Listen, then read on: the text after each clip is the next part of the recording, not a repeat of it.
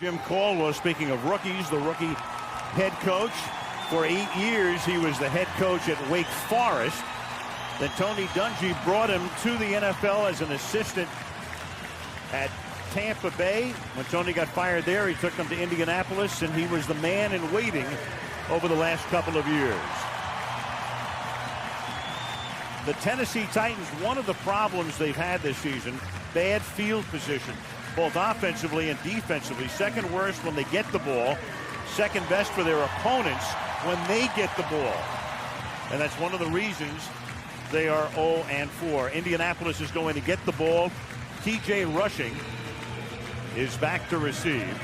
He's going to run back kickoffs and punts tonight. And Rob Baronis will kick off for Tennessee. So the Titans are 0-4. They've played only one home game here the second week of the season. They lost to Houston, and away we go on this Sunday night from Nashville, Tennessee. Rushing from the goal line behind Silva, cuts inside and is taken down up at the 23-yard line. Here are the Colts starters. And right off the bat, two injured Titans. One of them is Michael Griffin, and he's on the right, and that would be very significant. Pro Bowl safety, who also plays on special teams, he gets up. But Craig Stevens, who would be the number 3 tight end, is the man who is still down on the field. Well, you can see Craig Stevens coming in on the left side, and they are just going to run into each other. And friendly fire, as it's called in this league. Oftentimes, some of the biggest hits happen when two defensive players try to make a tackle at the same time. And that was a heck of a collision to start this game, and the last thing in the world that the Titans need with all the injuries they already have. Well, Griffin, as I said, was a Pro Bowler. Also, Vincent Fuller is already hurt, and he is out. And Cortland Finnegan is hurt as well. And you've got Peyton Manning on the other side. So they still work on Craig Stevens as Griffin flexes his neck. Tight end and special teams, the former second year with the Titans out of the University of California, picked in the 3rd round last year by Tennessee. One more look at the play with both Griffin and Stevens hurt on the play. Well, the NFL has done all they can do to try and make these kickoff plays as safe as possible. As Stevens gets to his feet, they've eliminated those 4-man wedges this season, and now at most allowed a 2-man wedge because of the high-speed collisions that you see on that play. And nice to see the Colts players giving him a round of applause as he got up as well. And he was trying to figure out where he is right now. Yeah, but at least he's able to walk off the field, because when somebody's down on the field as he was for the better part of 3 minutes, a scary sight. Peyton Manning. And there it is, the first 4 games, the numbers, and he's done it all without Anthony Gonzalez, except for part of the opener, who figured to be the number 2 man behind Reggie Wayne, and the guy taking a lot of the receptions that Marvin Harrison used to make. On first down, Manning will go right to the air and throw, and it'll be caught up at the 28-yard line. He loves to go to Dallas Clark. For Dallas Clark, his 27th reception of the season. And as usual, of course, with the Indianapolis Colts, they go no huddle after a gain that time of 6. Griffin is in the game, so he was shaken on the opening kickoff, but he's back in at his safety spot. 2nd down and 4 from the 28-yard line. And now Joseph Adai, and he's not going to go anywhere. So Indianapolis will face a 3rd down and 3. Kyle Vanden Bosch, number 93, makes the stop. Well, Javon Hayes going to just hang in there now right here. Anytime you're playing against this team, you got to hold in against that double team. And if you can do that, now you have a chance. 3rd down, make Peyton make a play. That's exactly what they're trying to do. Get him to 3rd down and take their chances. They put a die in the slot. They empty the backfield. You got Garcon wide to the right. Manning stepping up, feeling the pressure, throws, hits a die. And that'll be a 1st down. They needed 3, and they got 6. They split them out They put him in the slot. Harper makes the tackle. Former Colt, first down of the game. Titans come out with a little two-man coverage just to try and get some pressure here on Peyton. They do. They flush him out of the pocket. And really, Peyton barely could get his arm into that throw. He just sort of wristed the thing out there, and it was good enough for a first down. From the 35-yard line, a dive, swinging to the outside. These two teams love to run to the outside. He's run out of bounds by Harper. Let's take a look at the Tennessee D. So the two young corners in tonight. Looking at number 18, who goes deep down the sideline and incomplete. The coverage is good that time. Harper was on top of Garcon, and the pressure on Manning was put on by 96 Kevin Vickerson. Third down. Well, the inside Kevin Vickerson is going to get some good pressure right up the gut. And for Peyton Manning, if they can get close to him with a four-man pass rush, it allows them to stay back in a seven-man coverage. They're trying to bore Peyton Manning. They want him to try and challenge them down the field and try and make big plays. You can see Garcon on the outside saying, I've got Harper, give it to me. You don't see Manning on the grass very often. He's been sacked only twice this season. 3rd and 7. And the pass is to Clark, and the tackle is right there by McCourty.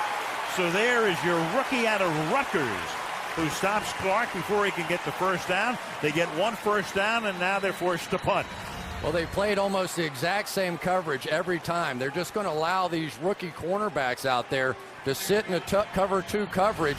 And if Peyton wants to try and drop one off to the flat, it's not any sort of man coverage, not a tough situation. Just make the tackle, force a punt.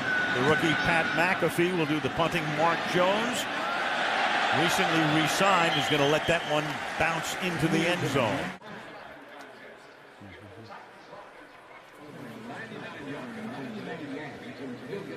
Kerry Collins goes to the air and swings it out to Chris Johnson. And Johnson will be taken down after a gain of 4 by Antoine Bethea. Kerry Collins last year wasn't the starter on opening day. It was Vince Young. Vince Young was knocked out of the game eventually by an injury. Collins wound up getting the action for the rest of the day and then led them into the playoffs in a 13-win season. So he has the job this year. But the big question is going to be, if they lose tonight and lose next week in New England, then what do? Do you go to Vince Young is the question. 2nd and 6. Here's Johnson swinging to the outside, and Chris talking on the open about a lot of Johnson tonight. Flag on the play. Holding number 45, offense. 10-yard penalty. It's still 2nd down. Ahmad Hall, he is the fullback with the hold. And that's what they cannot do this evening. They cannot make those kinds of mistakes, because then they end up in these pass situations with Freeney and Mathis coming after him. The fullback Hall right in the middle of your screen is going to end up with the hold. And now you're in long yardage, which is really sort of what's been happening to this Titans offense this year. They are not equipped to handle these kinds of situations very well, although they have pass blocked Freeney and Mathis pretty well the last couple of games. 2nd and 16. They'll run a draw with Johnson. Johnson leading the league in rushing coming into the weekend. Takes it up to the 31-yard line, setting up a 3rd down and 9 for the Titans. Oh, Chris Johnson just so electric, and you can see how quickly he can move those feet. He has been especially effective this year on these draw plays, and doesn't matter even if the first hole is not there, he can sort of hop his way through and come up with about 8-9 yards on it. He's kind of an all or nothing back, leads the league coming into the weekend in runs of 10 or more yards, but has lost yardage or had no gain on a 3rd of his carries. 3rd and 8. And that pass is caught by the tight end, Bo Scaife, and he will get the first down before he's tackled by Clint Session. Well, Kerry Collins happy to get Bo Scaife back in the lineup. He got injured on that opening night we did against Pittsburgh, but he has been their big play receiver. And you see Tim Jennings come up and just not able to make the play. But the Colts did come with a blitz there. They don't blitz that often, but they have been blitzing more this season. A little bit more with the new defensive coordinator, Larry Coyer, and now you've got Lindale White for a gain of 1. Bruce went to the Pro Bowl. Mawai's been to a few. And that is a fumble after Algie Crumpler loses the football, and it is run back by Keontae Dawson on the turnover. And so the Indianapolis Colts get a big early break and will set up Peyton Manning with a short field. Bethea hit Crumpler, and that created the fumble. Well, we talked so much about Bob Sanders, but for my money, Antoine Bethea has just been making plays like this all season long. Leading tackler on this Colts team, gets his helmet right on the football. Big, strong Algie Crumpler. No match for that hit. And once again, the Colts defense comes up big. There's Bethea. There is Sanders, who hopes to play after the bye week next week. Has seen no action yet this season, but the turnover gives the Colts the ball at the Titan 23, and it's the inside handoff as it's Adai chugging his way inside the 20 for a gain of 6 yards. There's the Colts defense that really has been playing so much better this season. They had a pretty tough night against the Wildcat and the Miami Dolphins, but since then their run defense has just been so much better. And really that's where this team has struggled in the past. They've always been pretty good against the pass. They have trouble shutting down the run. On the subject of scratches, Javon Curse not active tonight for Tennessee as there's action up front there. He is a healthy scratch. Walt Anderson is tonight's ref. Encroachment, number 97, defense, 5-yard penalty, still second down. Tony Brown, one of the guys It's first down. filling the spot of the departed Albert Hainsworth in that big offseason move, Hainsworth to the Redskins. Watch them. They're going to key the head of Jeff Saturday as his head comes up. They think they've got a snap count red there, and Tony Brown anticipated a little too soon.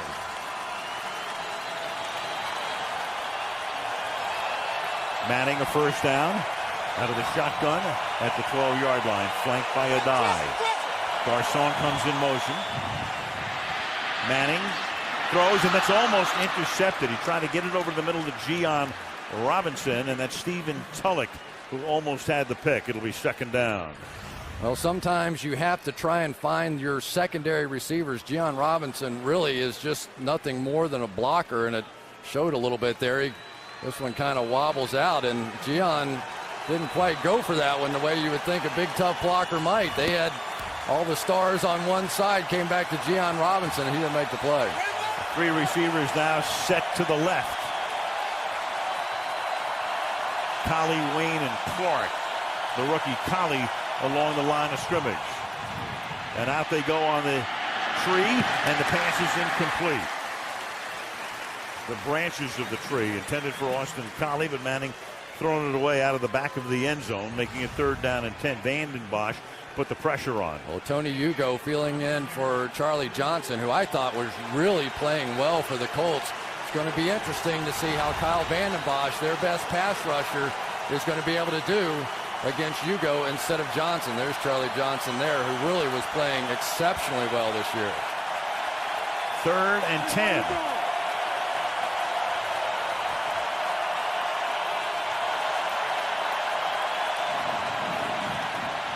And Manning throws, and that's caught by Adai, and Adai's going to be pushed out of bounds at just about the first down marker. Keith Bullock is there. Peyton signals first down. They'll take a very close look, and in the meantime, you've got helmets locked here. And Tony Hugo is the Colt. Walt Anderson comes in, and that's one way to get them apart, with Tony Brown on the other end. You don't see things like that very often. No. And it makes you a little uncomfortable when you do, watching something like that. Looks like it came up just a bit short for the Colts.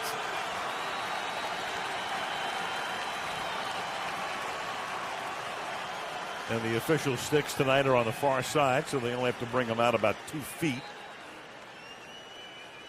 And they're going to be that much shy of a first down. Sometimes a coach will ask for a measurement as a think about it. You know, it buys you a little, even though it's right there, you can say, well, I just want to think about it for a minute and see what happens. And the Colts, you know, they're not one of those pounded in there short yardage kind of teams. They tend to throw it more than they run it when they get down in these short yardage situations. 0 for 2 thus far on 4th downs, about the only thing they haven't done well in 2009. So the Colts line up to go for it. With 7:51 to go in the opening quarter. Indianapolis trying to cash in on the turnover.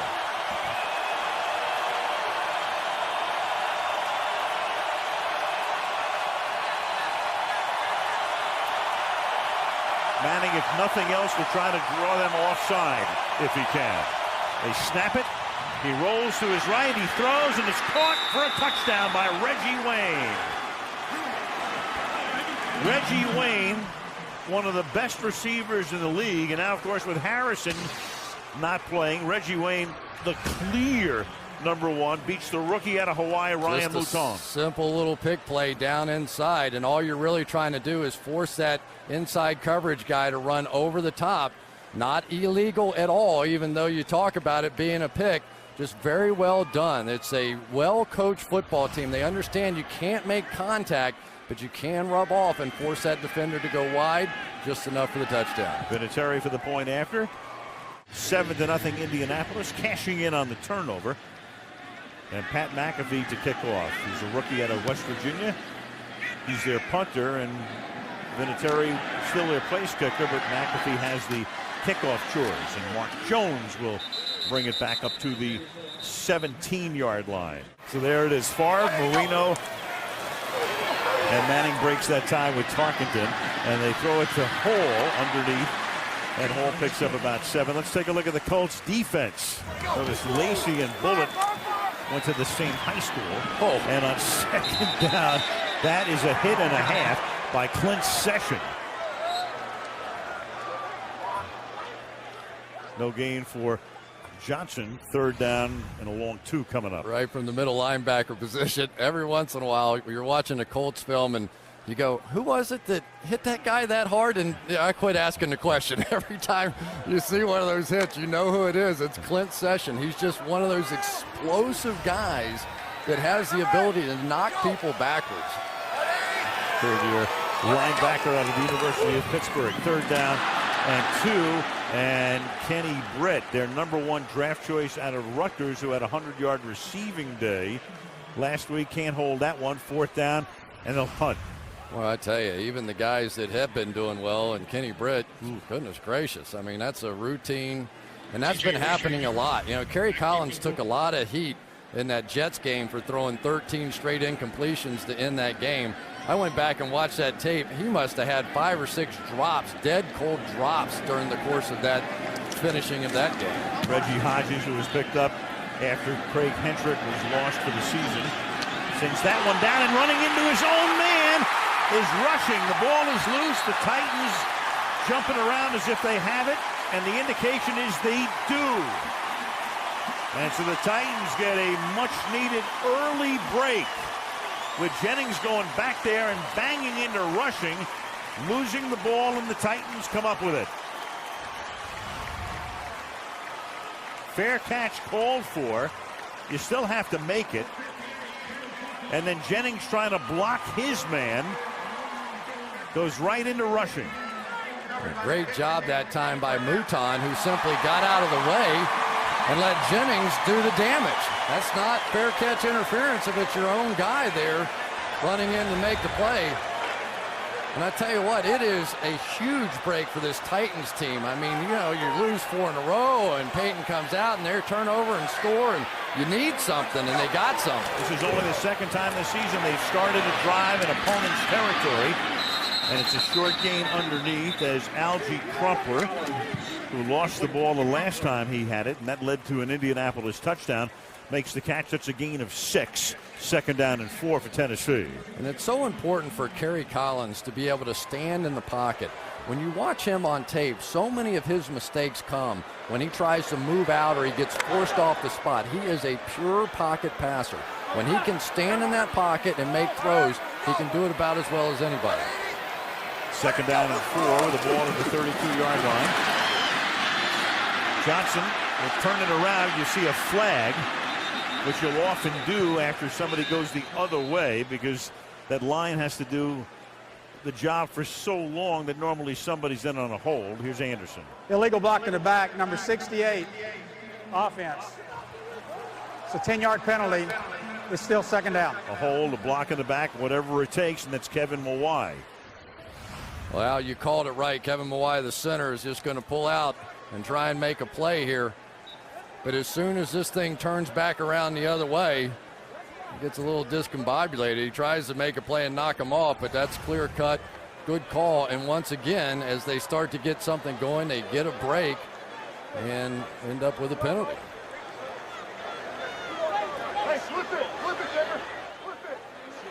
That sets up a second down and 14 now. You heard Kerry Collins there say, flip it, Dinger, and what he saw was probably Dwight Freeney over on his left side, and he's probably thinking, if we're going to help somebody, let's help left and not help right. So when he says flip it, he's probably talking about the protection here. We're talking about Dinger. That's Mike Heimerdinger, the offensive coordinator, on second down and 14. And Collins will throw, and that will be caught about 6 yards shy of the first down by Bo Scaife. And Melvin Bullitt is in on the tackle. You can see they're going to slide this protection over here to Dwight Freeney's side, which after we watched him in that Arizona game, I'd say is a good idea. That guy's about as dynamic a pass rusher. Now, he does have a little bit of the quad injury, but he is one of those guys that you're going to take care of him first and take your chances with the other guys later. Well, just did stay in bounds after he juggled it and got his knee down. Third down and 4 now. They run Freeney out of the play after the spin move, but the coverage is good, and Gage can't make the catch because he's covered by Gerard Powers, the rookie out of Auburn. So it is 4th down. Well, we talked about all the young cornerbacks for Tennessee, but these young corners for the Colts have just been doing great. Take a look on the slot there, Gerard Powers, who has won this job. And there was no question that Kerry Collins said, if we get an opportunity to pick on one of the young corners, if everything else is equal, we're going after him. Well, that time Gerard Powers was up to the test. 49-yard attempt for Rob Baronis. And that kick is good. Pretty good defensive stand there by the Colts, huh? After that turnover, they really got nothing else. Right, took a Baronis 47-yard field goal. Now 2 yards into the end zone rushing. Who lost the punt when he was banged into by Jennings to the 21. Some pretty good buddies, too. So far, so good. Brown, a lot like a die. Jim Caldwell saying he does all of the same things that a die does, and it's up to a die when he wants to come out of the game. We leave it up to him, the fake to Brown, and then Manning will throw, and that's caught. And then, of course, you've got one of the old standbys, and that's Dallas Clark, who makes the catch for a first down, tackled by Chris Hope, and that is good for a gain of 24 yards. Well, anytime you're coming down the middle, that means that middle linebacker is going to have to get his head around, because we were talking to Nick Harper, who used to be on this Colts team. He said, boy, if you see Dallas Clark start to turn his head, snap your head around, because I guarantee you the ball's already in the air. They just executed that perfectly. And we take a look at Donald Brown, who had a big, long reception 2 weeks ago when we had Indianapolis at Arizona. One of the reasons they picked a Brown, and people were a little surprised because you do have a die, but a die has been a little injury prone. And the way things are going in the NFL these days, you do need 2 good backs. And they have the same kind of back in both those guys, but believe me, the Colts aren't picking anybody that can't catch the football. Second down and 5, and Manning is hit as he throws, and then it is intercepted. It is picked off by Keith Bullock. And Bullock will bring the ball back to the 35-yard line. That time there was pressure put on by Jacob Ford, and that's a look you don't see on Peyton's face very often. Well, Charlie Johnson's been playing left tackle. Now it's Tony Hugo, and he's going to get beat here. Right around the edge by Jacob Ford, who gets the hit on Manning. The ball floats, and they come up with an interception. And right now we're seeing this Titans defense do what they've done in the past, and that's turn the ball over and come up with big plays.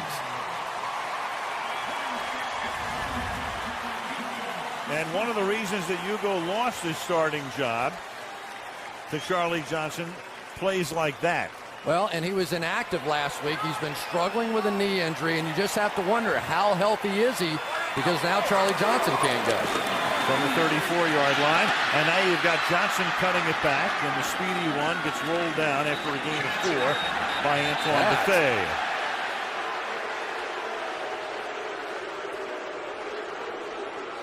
And a little extra. Yeah, Antonio Johnson at the tail end of that play didn't think that Chris Johnson was down. The whistle was kind of blowing, and Antonio Johnson kind of gave him the old, what's the wrestling move, right? You know, the suplex or something, you know, just slammed him down. But I can see what he was thinking. You know, it was pretty close whether or not his knee was down. 2nd down and 6. Johnson again. And can't get to the outside, and that's a nice play with a flag coming in at the end of the play by Melvin Bullitt. Holding, number 45, offense. 10-yard penalty. Still 2nd down. That's already the second call on Hall, the second penalty against him, and Johnson was slow in getting up. Almost the exact same play here. You'll see Hall coming across here and making this block, but he does sort of get his arms out and grab.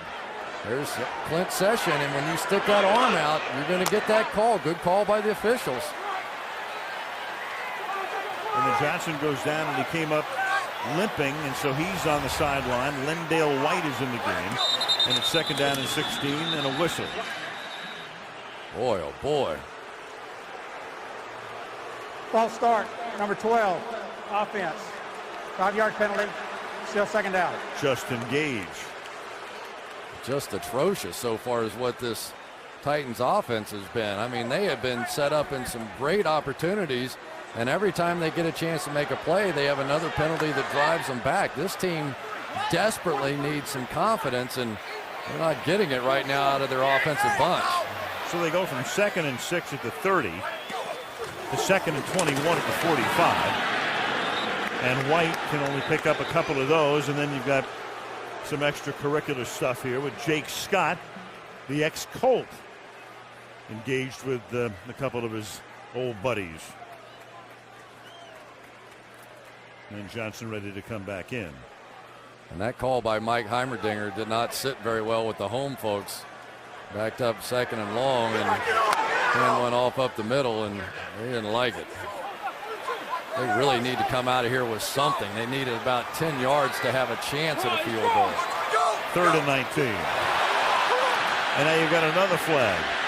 And Collins will throw, and that time it is caught. And making the catch over the middle is Bo Scaife. He's tackled at the 27-yard line. Interesting decision here now. I think you're trying to take this play and kick the field goal. It's short of the 1st down. Penalty's going to be against the Colts. Fisher has the option. Free play on the offside. And Walt Anderson's going to come over and discuss the options with Fisher. So if you have a 5-yard penalty, it's still going to make it, and you decline it. It's going to be 3rd and long. Offside, number 79, defense. The penalty is declined.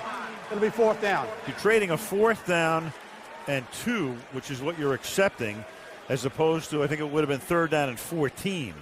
But you're playing at home in right. a division game against Peyton Manning, and you have a chance now to cut it to 1. It's the right decision. Absolutely, because it lets Baronis kick a field goal from 43 yards away. He's already hit from 49 to try to make it a 1-point game in the final minute of the opening quarter. And that one is right down Broadway here in Nashville. 7-6. With Tennessee kicking off here. 28 seconds remaining in the first quarter. Baronis rushing from a yard in. Good coverage, and the ball is on the ground again.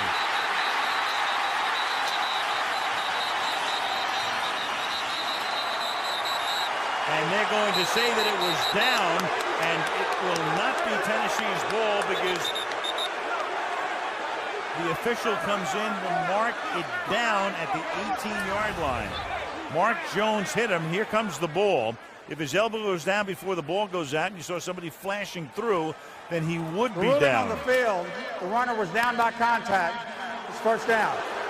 Crowd doesn't like it, but that's a great piece of officiating right there. It's a tough call, but absolutely the correct one. Total control of the ball until he hits the ground. Ball's out. Perfectly called.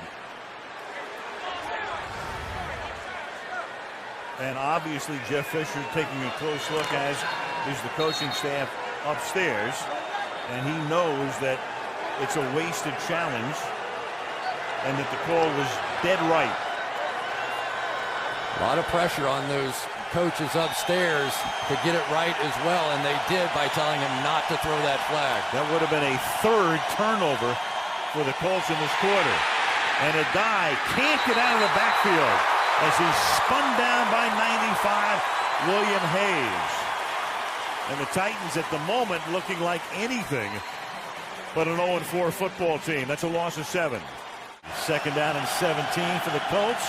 As we start the second quarter, a little dump underneath to Adai. And he'll get taken down at the 14-yard line. Third down and long upcoming. Kind of looks like the Tennessee Titans out here tonight, doesn't it? I remember this team that went 13-3 a season ago. This team that had the best regular season record and looked like they might make a little Super Bowl run, and they've been playing like it tonight. Well, there are teams that are winless and look like they should be winless. Tampa Bay, St. Louis, Kansas City, but these guys are on the other end of the spectrum. And now Adai is going to try to work his way for a first down and almost get there, but it will be 4th down and 1 before Keith Bullock makes the hit. I tell you, they did stop them short, and they're going to punt the football and go on with it. Tennessee, they're playing one of the hottest offenses in all of football. Peyton Manning's on one of the greatest streaks of his career, and so far tonight they've gotten turnovers, they've gotten the ball back for their offense, and now it's time for this offense to get in gear. Pat McAfee, the rookie punter. Hunter Smith was their punter for so many years, then went to Washington. Good high deep kick. Mark Jones at the 17-yard line. And Jones with a decent run back of 14 yards. Sprinters, unless you're running the football at them. Right. And then they've got to play another game. 1st and 10. And you got a flag thrown. Johnson can go nowhere. Already 5 penalties on Tennessee tonight.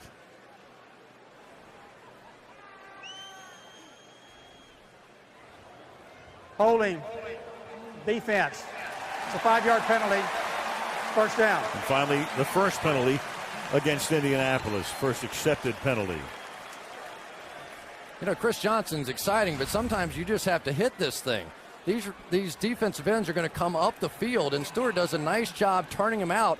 There's a hole. You got to go, man. You got to hit that thing right there. And he's trying to bounce and skip around and hop. Sometimes you just take that 4 or 5 yard run and hope it breaks out of there. Right now he's dancing, and he came out of the game. The coaches were not happy on that sideline. Lindale White is the running back, former USC Trojan. Lindale up to the 43-yard line. Last year, I mean, Johnson broke in with such a spectacular rookie season, and White didn't see as much action as he had the year before, but still it was a great 1-2 punch. Then White went out and lost a lot of weight this year. Hasn't played nearly as much this season, Chris, but one of the things that Jeff Fisher said, and he's right, I mean, the way Johnson's going, how do you get him out of there? Yeah. How'd Lindale White lose all that weight? Well, he stopped drinking tequila. Yeah, Jeff Fisher wasn't buying that, though. He said it was In-N-Out burgers. Right. That was according to White. Yeah. Looking for a Patron commercial. And this is White again. But I tell you, I do like what I've seen from Lindale White this season. He's sort of been the goal line specialist when they get down inside the 10-yard line, scores a lot of touchdowns for fantasy league guys. But he's also going to pound it up in there. And I think that after what they saw from Chris Johnson, they said, well, let's see what happens if we just try and play some power football. We saw the Dolphins just blow out the Colts off the line of scrimmage. Let's give Lindale a shot. 3rd and 1.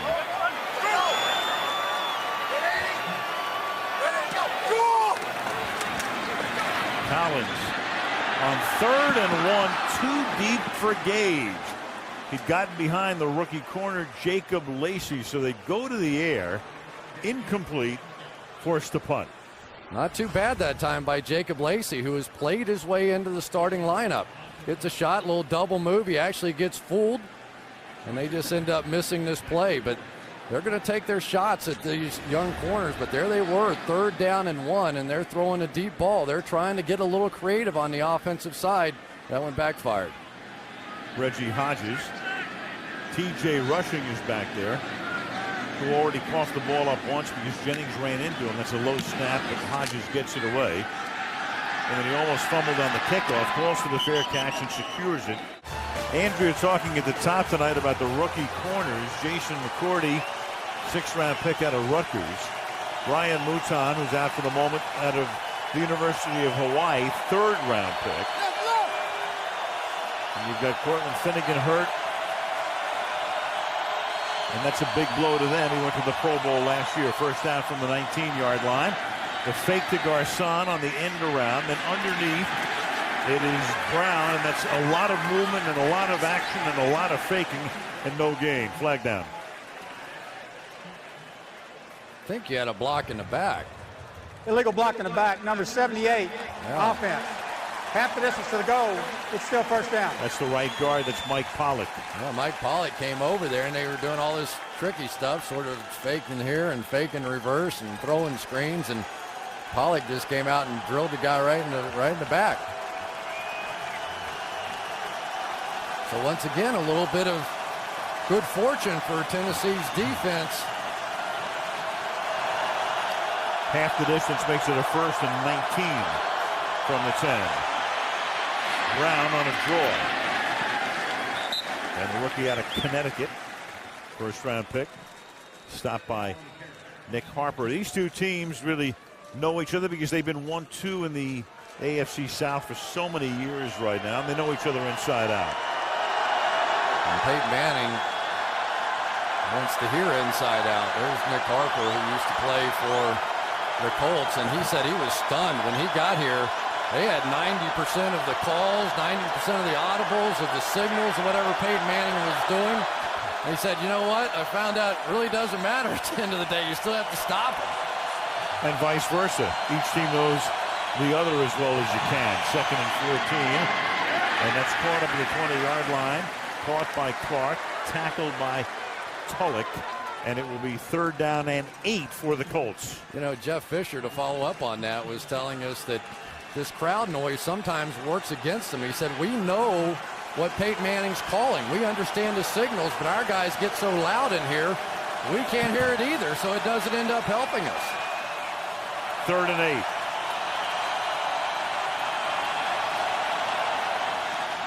Four-man rush. Time for Manning. Then time to find the open man, and that's the rookie Austin Collie out of Brigham Young, tackled by McCourty. Collie, 6 catches last week against Seattle and a touchdown. Well, that time Tony Hugo much better. He did get some help from Donald Brown here, a little chip coming on the outside, and that's what you do anytime you need a little help. And Peyton Manning, when he gets that much time, he's going to find a hole in that zone. And this time it's Collie, and they set him up behind a screen, and Collie for a gain of close to 7 up to the 42-yard line. Tackled by Thornton. And a flag is down. Walt Anderson's had a busy night. Whoever made the call said, wait a second. They're consulting with Pierre Garcon, it looks like. No. So Walt at parade rest while he waits for the call. There is no foul for pass interference from number 85. The ball had already been touched. It's 2nd down. That's a good bit of officiating. One guy saw it one way without seeing the ball being touched, and the other official comes in and says, wave it off. Yeah, and what they're talking about when you're throwing those screen passes, the receivers a lot of times will go down the field, and it's sort of bang, whether they make contact first or not. Garcon on the outside, and there you see the catch being made right about the same time as contact. That was pretty close. 2nd and 1. And Joseph Badai up to the 46-yard line for a Colt 1st down. You know, it's interesting talking to Peyton Manning. He said, this team probably tests my patience more than any other team. They are going to sit back in that soft cover 2 shell so they can take care of those rookie cornerbacks. They don't want to get them in one-on-one coverage with Garcon and all the different wide receiver weapons that they have. But you can see how the 2 corners are up, 2 deep safeties. So against this, you want to run the football. And Peyton Manning understands, even though I want to throw it, I have to be patient and run it. A 1st and 10. Play fake buys time and enables Reggie Wayne to get open along the sideline before he steps out of bounds for a gain of 12 and a 1st down in Tennessee territory. It's pretty amazing, though, that Peyton Manning has some sense of when it's going to be single high safety and one-on-one. I think that's the first coverage all game long that McCourty had Reggie Wayne one-on-one, and we saw Peyton audible at the line of scrimmage. Whatever he saw, called the comeback out there. The guy sometimes is pretty amazing with those audibles. 2nd catch for number 87, and a dive to the 38. We were talking, Chris, to Manning yesterday. You know, the one thing about Peyton, that long career, he's only been in 3 systems in his life. 1 in high school, 1 at Tennessee, and the 1 here, period. Yeah, and how happy was he that Tom Moore came back to be his offensive coordinator, or senior offensive coordinator, as they call it now. But even Tom will tell you, I don't call in plays, I call in suggestions to Peyton Manning. Used to be concepts. Yeah. 2nd down and 7. Manning. And that's caught by Clark. Clark reaching down, making the catch, and knowing exactly where the marker was, picks up the 1st down. The one thing that all the Titans talked about was the incredible accuracy of Peyton Manning. Watch this throw. This one gets in by a fingernail. There was only one little 6-inch window that ball gets in there, and Peyton Manning hit it. He is just remarkable. He's on one of those streaks right now where he can throw it into that outside edge of the plate and make it work. From the 30. Fake give. Manning is under pressure, but he's still able to throw it over the line and complete it over the middle to Joseph Adai. Well, Tony Brown now is probably the best of the pass rushers. And he's right out here in this 3 technique. You're going to see him end up getting a push right back in the face of Peyton Manning. That's what Albert Haynesworth used to do, and that's what they've missed without him this season, which they haven't been able to set up those outside edge pass rushers. 2nd down and 4. 4-man rush, 7 back, slant to Wayne. And how many times have you seen that? 1st and goal at the 5-yard line. The guy's amazing. Every time they go single high, they burn him. This time you're going to see they're going to rotate here, so that means they've got one-on-one on the outside, and Peyton doesn't miss it. It's really, I don't know what he sees, but he sees the rookie one-on-one. He sees no match for Reggie Wayne, and every time he's checked to that, he's had it. And Keith Bullock looked like he pulled something, took himself right out of the game, and went right to the locker room. And running in that direction where Bullock would have been is Adai, who gets the ball inside the 1-yard line. It'll be 2nd down and goal with 5.5 to play. And there goes Bullock back to the Tennessee locker room. And that would be a big loss right there. That time the Colts showed a little strength running the football, and Hugo's going to get up and make this block. 68. That really set this one off. Good job securing the double team and then getting up on that next level. Eric Foster, who's a defensive lineman, comes in, and he sets it as the fullback. Joseph Adai is the tailback. 2nd down and goal. And they give it to Adai, and he goes right through the middle with a flag thrown at the 3-yard line. So for the moment, Adai has a touchdown. Walt Anderson says. Offside, number 96, defense. Penalty has declined. Result of the play is touchdown. Vickerson was offside, so the pass to Wayne sets up a 1st and goal, and then Adai marches it into the end zone. Yeah, they love this trap play down here on the goal line. They're just so effective with it. They set it up on the outside, come across the other way, knock them out of the way, walk in, touchdown. One of their favorite plays down there. Vinatieri for the point after. And that's a 90-yard, 12-play drive, as was the case right there. running a slant, setting up a touchdown. It's 14-6. Kickoff taken in the end zone and downed there. It's important right now, I think, Chris, is for Tennessee to get something going here. Missed opportunities tonight, missed opportunities during the season. And in a way, it's now or never for them tonight. Well, and the key thing here is you can't give Peyton Manning the ball back. We saw it last week in that game against Seattle. He only needs about a minute to go the length of the field. You're going to get the kickoff to start the second half. Field goal here would be huge. Collins stepping away from the pressure. Got away from Freeney. And then nobody's open, and he just flips the ball backhanded out of bounds. Pretty good. Yeah. His offensive line's going to appreciate the fact that he didn't give up a sack there. Freeney's going to shoot the gap down inside here. That was their run-stopping defense there. It's the one thing that Larry Coyer has asked these pass-rushing ends to do more of this season. He says, guys, let's stop the run first, and then let's go have a little fun. So a lot of times you'll see them on early downs stunt those ends down inside to try and take away the run game. That was ruled an incomplete pass. And this is Johnson, stopped by Bethea. Actually, that was a pretty good play by Collins, realizing if he stepped out of bounds, it would have been about a 2-yard loss, so he just slung it toward the line of scrimmage. No grounding on the play, and it was incomplete. Right now, it's going to be 3rd and 3. Yeah, same sort of thing. You're going to see him crash hard down inside. The linebackers will loop around, and they're trying to hit Chris Johnson, but that time he just ran right by him, so Michael Rue said, okay, fine, we'll go for a little ride. Go look in the locker room, as you see there, getting an IV for cramps, took himself out of the game on the Indy touchdown drive. 3rd and 3, and Collins hangs in the pocket and finds the open man, Nate Washington, the former Steeler, who was their big off-season acquisition. They brought him in to give him some room to maneuver down the field. A 23-yard gain and a first down. Yeah, and finally a big play out of this offense. And Nate Washington, he's the speed guy, so you have to respect him outside. That's what they wanted him to do. He's dropped some key passes already this season, but we talked about Kerry Collins. You allow him to stand on the spot and deliver the ball, he can throw that one with anybody. Start of the year, a sore hamstring, so he's been limited. That's his longest reception as a Titan.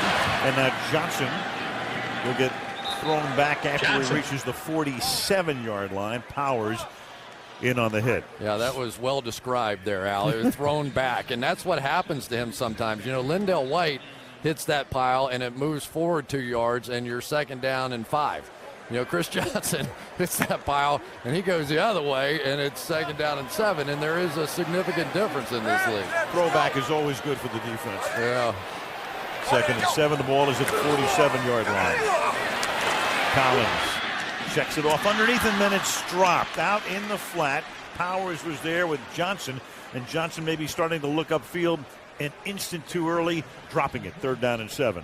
A lot of drop on target passes this season for the Titans. Yeah, 2nd most in the National Football League this year, and you see that one. And what it does, it just throws you off schedule. If Chris Johnson catches that ball, he might make somebody miss and pick up 10, 12 yards.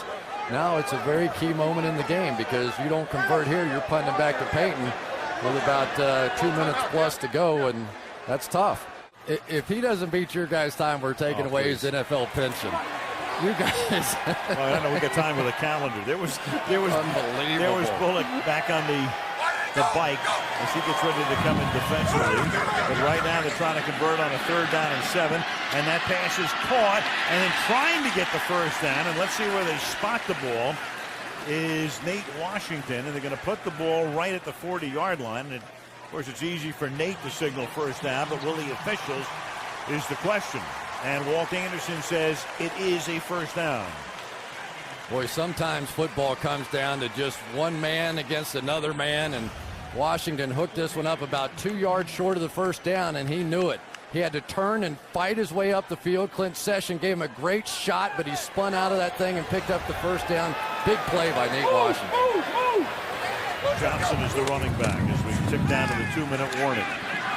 They run Mathis out of the play, and then it's Crumpler making the catch, and he just does get tripped up before he can get up ahead of steam at the 35. Amazing, isn't it? Yes. 2nd and 5. Collins throws, and that's caught. That'll be a first down. Scaife makes the catch. First down at the 28-yard line. Tennessee with 2 timeouts remaining. And a good job here. They're going back to the huddle. They want to milk this clock as well as still try to score. Plenty of time here.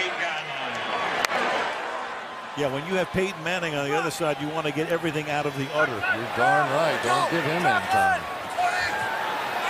From the 28. Collins, and he'll throw that one away. Chased by Freeney that time.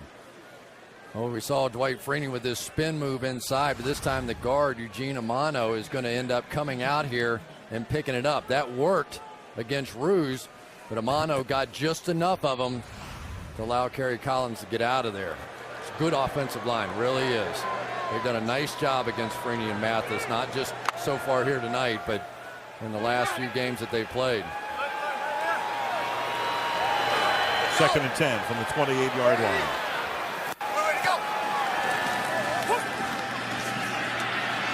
And Collins going for the end zone, and it is incomplete. And the crowd wants a flag. Justin Gage wants a flag. Jacob Lacey with the coverage. Gage pleading his case, but no yellow. 3rd down.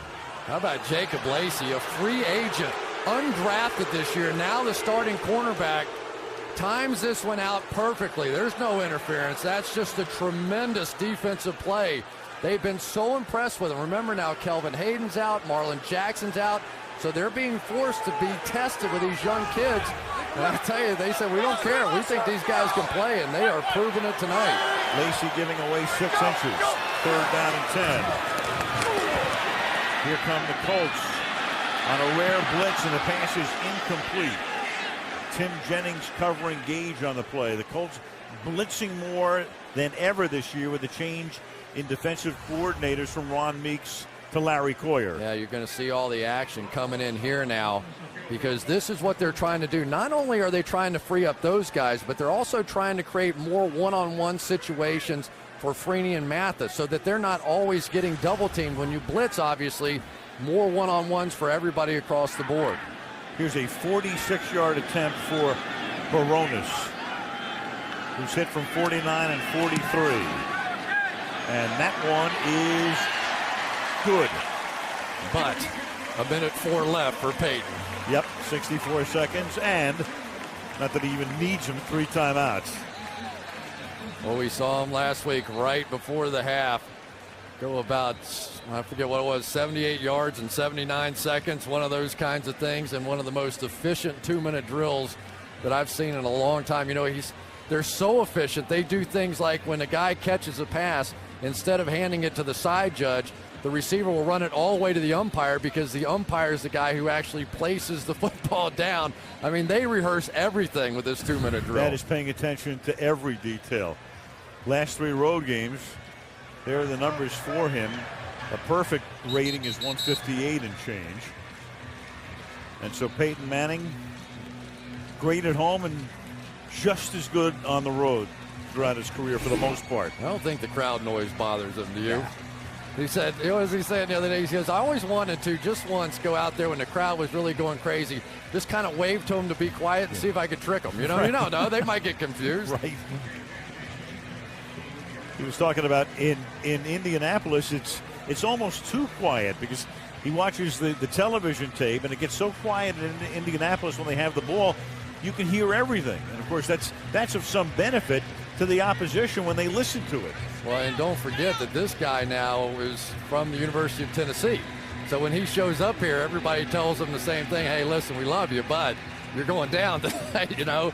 So they don't know what to do with Peyton Manning, to cheer him or cheer against him. Big hero around here, though. Bob Baronis' kickoff. DJ rushing from the 4-yard line. Flag thrown at the 15-yard line.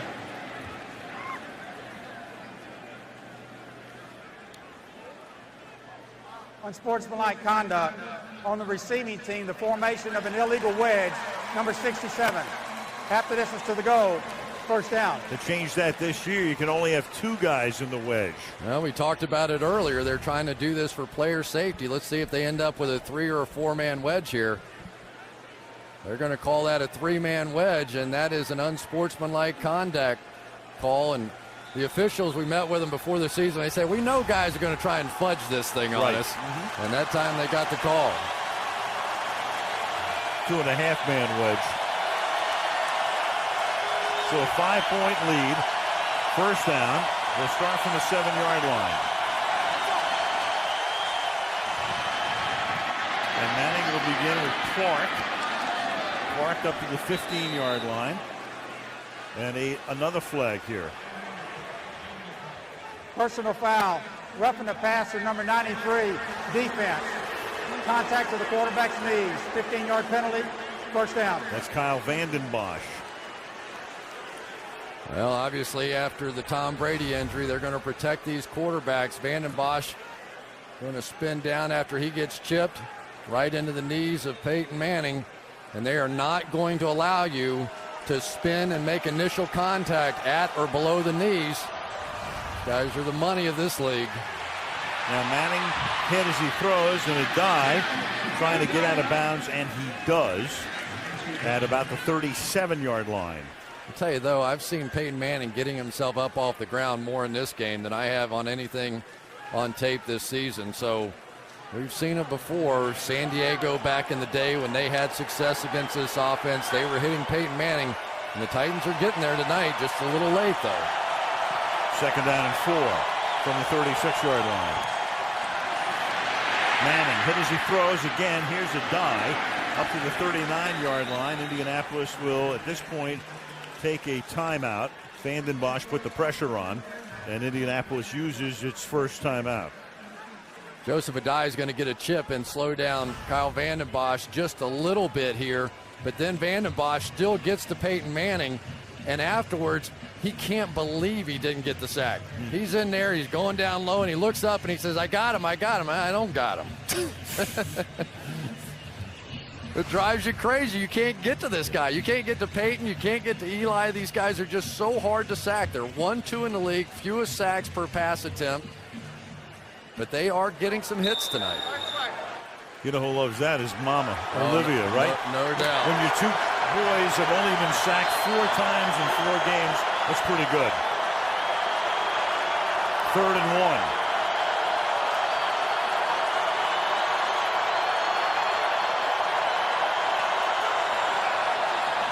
And a dive, and they'll pick up a first down. They should use a timeout here, and they do.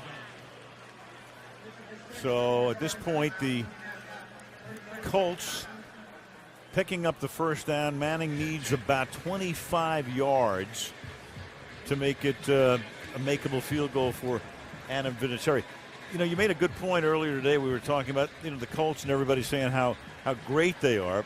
The last 2 games, you don't know what Arizona is. You still don't after today. They beat Houston. Seattle, not very good last week. And then, they beat Jacksonville on opening day. They had to beat Miami despite having the ball only 15 minutes. So tonight is a bigger test for them, I think, even though Tennessee is 0-4. And a division game's always a test, especially on the road. First and 10 from the 42-yard line. And now Manning throws, and the guy will get out of bounds. And another penalty. And that time Vanden Bosch came in. And did he get there late is the question. Well, Jacob Ford, too. Personal foul. Roughing the passer, number 78, defense. Late contact to the quarterback. 15-yard penalty, first down. Well, those are just killers. You realize they've given up 30 yards on this drive on the 2 penalties? And Jeff Fisher is smoking. You're seeing Ford there on the outside. Hits the hit and then sort of backs into him a little bit. He turned his back. Really, it looked like Vanden Bosch kind of hit him from one side and knocked him into Ford, and they got the call. From the 39 now.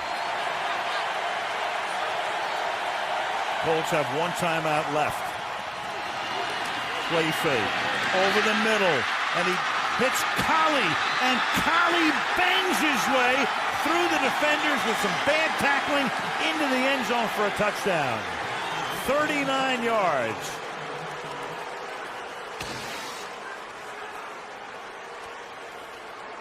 So the Colts, moving slowly and methodically, are the beneficiary of 2 calls, and those are killers. That's 30 yards of penalties. They go 6 plays, 93 yards, touchdown. 48 seconds total. Remarkable. The guy is remarkable, and you can't give that guy gifts. You give him gifts, you pay. Seattle learned that last week, and he comes right back and does it again. Remarkable. Vinatieri for the point after. And that's just a killer. 93 yards. Well, the crowd doesn't know what to boo here. The penalties, the team, everything. Life. Austin Collie taking the place of Dallas Clark essentially on this route, just against that cover 2, and Keith Bullock, a linebacker, is supposed to run with the wide receiver. Well, that was a mismatch.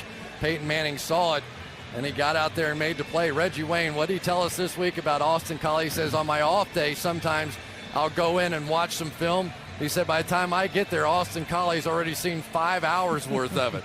His wife quizzes him at night before they go to bed, takes the playbook and actually quizzes him. He says that she knows the offense better than I do now. Peyton says he's always saying, what if, what if, what if.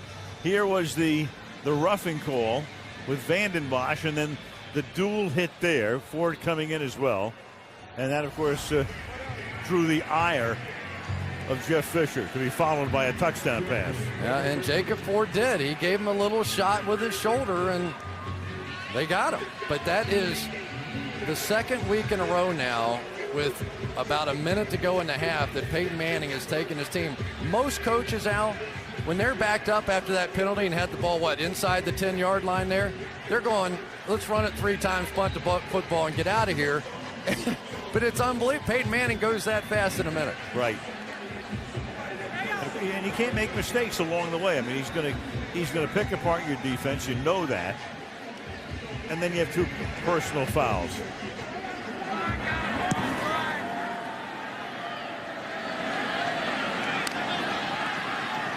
Mark Jones up to the 15-yard line.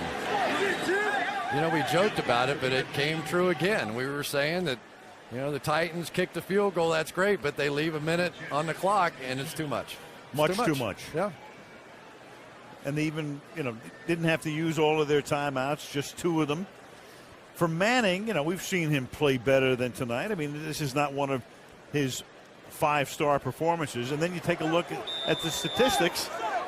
20 out of 24, 200 yards and a half. And what you admire is that basically the Titans have been willing to take some penalties to get some shots on him, and he hasn't flinched. He's hung in there and made the throws. And the crowd will express its extreme displeasure, not only what's taking place tonight. Back to Nashville to start the second half. Al Michaels, Chris Collinsworth, and Andrea Kramer. Indianapolis 4-0 coming in, leading 21-9 against the winless Tennessee Titans. 3 touchdowns to 3 field goals. And there's your 12-point difference. Tennessee to get the ball. McAfee's kick. And that will be down by Mark Jones. They'll take it at the 20, and we'll check in with Andrea Kramer. Andrea. Well, Al, those 2 roughing the passer calls at the end of the half against the Titans for 30 yards. Well, in the tunnel at halftime, defensive coordinator Chuck Cecil was screaming at the referee, Walt Anderson, about the Jacob Ford hit. Now, Jeff Fisher told me that he feels that Ford was pushed into Manning. He said, I can't dwell on it. At least we're getting some good pressure on him. Well, that's one way to look at it. Kind of a half full. Chuck Cecil is the defensive coordinator of the Tennessee Titans. So right now that offense has to try to get them back into the game. And Chris Johnson picks it up to the 24-yard line. On the opening kickoff of the game, Craig Stevens was hurt, suffered a concussion. He was down on the field for quite a period of time, has been taken to a hospital for precautionary reasons. I understand his mom's at the hospital as well, but it was good to see at least he got up and was able to walk off the field with some assistance. Johnson gets stopped at the line of scrimmage, so that running game has been almost, well, it's been ineffective. There's no other way to put it right now. That's 7 carries, 27 yards for Johnson, 4 carries, 13 yards for White. Well, and what they're doing is they're containing Chris Johnson. I mean, they're basically saying, you can beat us between the tackles. Take your shot inside, but we're not giving you the outside. That time, Dwight Freeney just took his guy, Algie Crumpler, and pushed him right back in and disrupted the whole play. 3rd and 6. And to the outside goes the pass, and the Colts are contending that they have the football. You've got Jennings there. You have Nate Washington, and it's Jennings who has possession of the ball for the interception. So Washington and Jennings in a tug of war as the ball got there, and Jennings wins the battle. But it looked like it fell into Jennings' lap. When he was on the ground, Nate Washington had a shot at this thing. But then Jennings going to kind of get knocked to the ground, and he just pulls it right out of there. It's a little bit loose at this point, but Jennings gets it back. Ruling on the field, the pass was intercepted. First down. Great play by Jennings. You see the ball come loose for a moment in there, but because Washington was right on top of him, and there certainly has been nothing so far that I've seen that would reverse this thing. The ball does come loose at this point, so it's a free ball right there. Right. But it still looks like Jennings has it in his possession. At the end, the official comes in. He has it. It's the pick. They give it to Adai now. And Adai is stopped for no gain. And right now, Tennessee just cannot seem to get anything going with this passing game. And, oh, boy. And Adai is still down on the ground.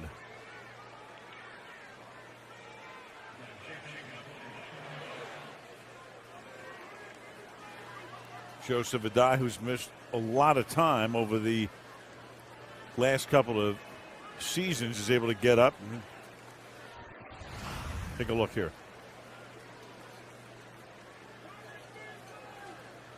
Yeah, it may have been his own guy there as he was going to the ground. A lot of times when one of those knees pop you as you're going down, yeah, you can see Mike Pollock there trying to avoid him and gave him a knee to the back of the head. I know some of the toughest hits I ever took were balls that I caught and got my hands pinned to my chest, and you end up with that head whip going backwards to the ground.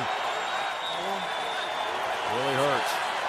Donald Brown is the back, their #1 pick from Connecticut, while Adai is on the sideline. It's 2nd down and 7 from the 29-yard line, and Manning will throw. It's caught by Brown.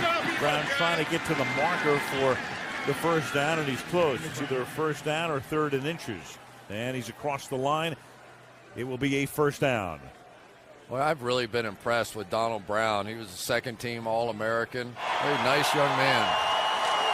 First down from the 20, the fake to him. Now it's Colley. Colley works his way to the outside, and he'll pick up 7 yards getting to the 13-yard line before he's tackled by the ex-Colt, Nick Harper. Yeah, we're starting to see now Austin Colley really taking over this slot receiver role. And watch these offensive linemen jump out in front of this thing. The timing has just been extraordinary tonight, and it's really amazing when you stop and think about what they've done here in bringing in all these young receivers and incorporating them into one of the most complex offenses in football. Quite a tribute to the study habits of these young guys, Austin Colley and Pierre Garçon. And a tribute to Bill Polian and a tribute to the scouting department. Harper is hurt on the play, so they're already minus Finnegan. Now Harper is shaken up. Injury timeout. Playing corner against Peyton Manning. Godspeed. 2nd down and 3. And that's batted down. And it was Kevin Vickerson, the 6'5" Manning. And Manning batting it down too. Yeah, Peyton saw that thing hanging up in the air a little bit, and he did. Yeah, Kerry Walsh would have been proud of this one here. Watch this. Comes up, there it is, and not getting this pick on me, Nasser. Manning had completed 16 consecutive passes. Should have been 17. He should have just caught it. Right. Like Farr's first ever reception or pass. This completion was to himself. 3rd down and 3. And now Brown. And Brown over the right side for a first down inside the 10-yard line, setting up a first down and goal. Well, it's really remarkable to see how deep these safeties are still playing. That is sort of ultimate respect when they're back almost inside the goal line. But watch Ryan Deem right here. Get up on that linebacker and make the key block. You know, you have nothing you can do. If you don't play 2 deep safeties with those rookie corners, they're going to throw it all day. And if you do, they can take off and run the football. Pick your poison. 1st and goal.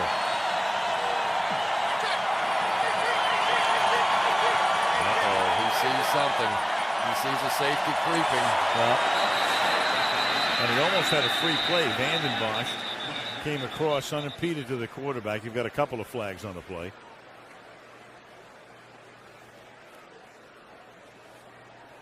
Might have 2 penalties here on offside. Tennessee. Number 93, defense, unabated to the quarterback. Half the distance to the goal. Still first down. They got away with not getting a penalty on Ford with a face mask, I believe. Well, Kyle Vanden Bosch was in the backfield, so they're going to blow that one dead. Just surgical almost. Yeah, and then you saw Ford get the face mask with Brown after he got the ball. First down and goal from the 5-yard line.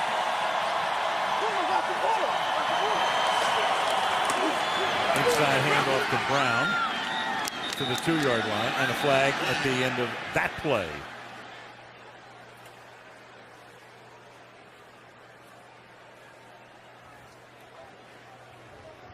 Holding, number 78, offense. 10-yard penalty. It's still first down. Mike Pollock. Didn't see a whole lot here. We'll see if we take a look at it on the replay. Yeah, got the hand out there and grabbed a little bit. Yeah, pretty good call. And the runner goes right by him. First and goal from the 15-yard line. Manning quickly. Garcon inside the 10. Here to the 6-yard line. 2nd down and goal with 10.5 to go in the 3rd. Well, they've really been so effective out there on the outside in that bunch formation. And a big reason why is that these receivers block. Reggie Wayne got down the field along with Austin Collie there and threw great blocks. We've seen that. We were talking to Reggie about his blocking a little bit the other day, and he said, you know, at the University of Miami, you don't block, you don't play. And so you learn, and he said he's actually been inspired by how these young guys have been blocking, and it's gotten him back to his roots. 2nd and goal.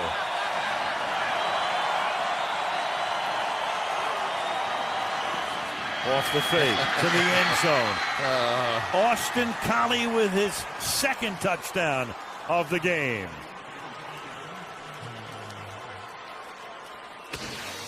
There are times when this team looks unstoppable, and this is one of those times. It's just remarkable. You're going to see they're going to step up. He'll turn his back and watch these guys. He knows he has to throw it in over the top, so he just throws a little lollipop to the inside over Austin Collie. He doesn't have a direct throw, but it doesn't matter. He knows that back end line is open, and he just lobs it in over the top. Brilliant throw. Vinatieri for the point after. 7 Eastern and 4 Pacific next Sunday night. Bears, Falcons. Mark Jones from the 1-yard line. Up to the 23-yard line.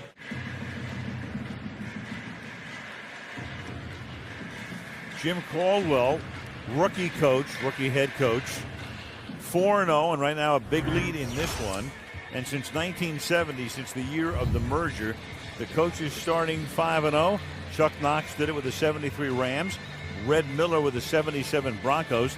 Mike March taking over for Dick Vermeil after their Super Bowl win in '99, did it in 2000. And Josh McDaniels adds his name and picture to that graphic by winning today. And we will make room for Jim Caldwell later on tonight if he holds on to a 19-point advantage. It was interesting that a recommendation by Kerry Collins about Jim Caldwell to Tony Dungy was why Tony Dungy hired Caldwell in the first place, and now is the head coach, and he can thank the recommendation by Kerry Collins. And now he watches Collins throw, and that's caught by Washington. Collins was at Penn State in the early 90s under Joe Paterno, and Caldwell was on that staff, and before Caldwell left to move on, he got to work with Kerry. That's exactly right. And Kerry was in the Super Bowl that took place in Tampa. Dungy was down there, and he wanted to hire a quarterback coach. He realized, and he had talked to Caldwell, he realized that Kerry Collins, who was there for the Super Bowl, had played for him. Went and talked to him. He said, Kerry wouldn't shut up about this guy's the greatest quarterback coach I ever had in my life. I hired him the next day, became the assistant, and now he's the head coach. There was Jared Cook, and appeared to have been down as the whistle blew, and was. So there is no fumble. And then you talk about going back in time with people. The reason that Larry Coyer is the defensive coordinator for Indianapolis is he goes all the way back to when Caldwell was a player, and there is Coyer. Caldwell was playing at Iowa, and Coyer was coaching on the staff when Caldwell was playing.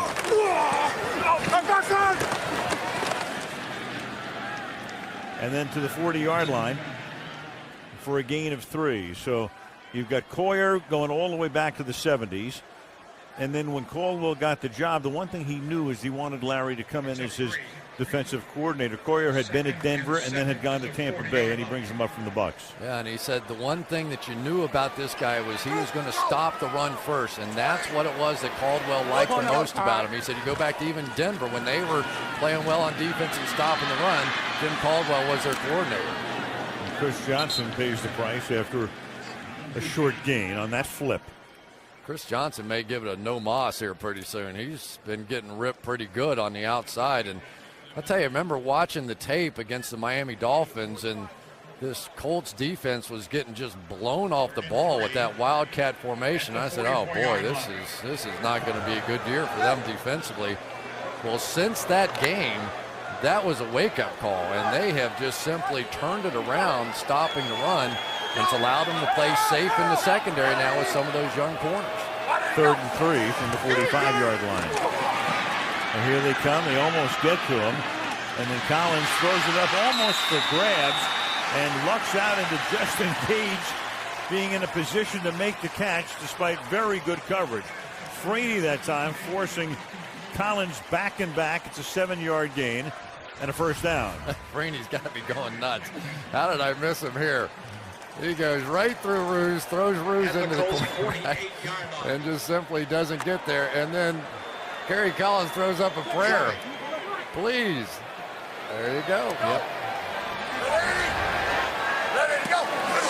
48-yard line. And that is caught by Jared Cook. They really like Cook. Cook was one of the training camp sensations, a rookie out of South Carolina, 3rd-round pick. They have Bo Scaife. He's their franchise player, the veteran Algie Crumpler. But this is a kid they look to really come on in the future and make a big splash. Meanwhile, you've got Melvin Bullitt, the Colts safety, who was down for a moment and now gets back up. And the official saying, look, we had to stop the clock for you, so you have to come out for at least one play. Boy, Melvin Bullitt I love, though. Here's a guy that filled in for Bob Sanders and has been playing like Bob Sanders. He really hits people. But to get back to Jared Cook that you were talking about, they are so disappointed. They thought he was just going to be a sensation in the league. So we just have not seen the guy so far that we saw in training camp because of that sprained ankle, though. From the 38 on first down. Collins jostled as he threw it, and it's incomplete. 2nd and 10. The crowd wanted a flag because Mathis came in and hit him. Check out this move by Robert Mathis. A chip, a double team, a spin, and he still gets there. These two guys, they lead the world in sacks and strips, fumbles, and all the different categories that just, it's frightening. When you get behind against this Colts defense and they start just rushing the passer and not playing the run, good luck. Leaving all those things and spinning. Yeah, it's not fair. Because Freeney perfected it, and now Mathis does it as well. 2nd and 10. And Johnson probes to the 32. Wasn't it interesting talking a little bit to Dwight Freeney about his spin move and where it started? He said he was the postman in basketball, and they would put it in there, and he'd do that spin out of the post, and he got called for traveling all the time.